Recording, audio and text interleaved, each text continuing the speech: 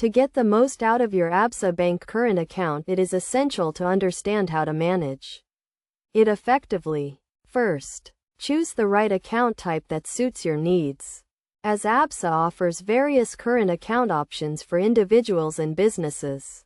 Next, familiarize yourself with the account fees and charges, as these can vary depending on the account type and transactions.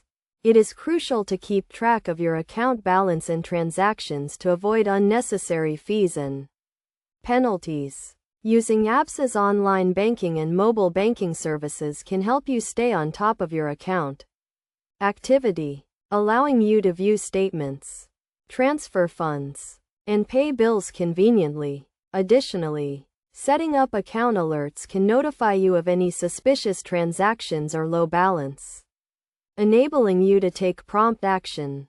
Another key tip is to take advantage of Absa's debit card and credit card offerings, which provide a convenient way to make purchases and withdraw cash. However, be mindful of spending limits and interest rates to avoid accumulating debt. To maintain a healthy account, it is vital to monitor your account regularly, keep your contact information up to date, and review your account statements carefully.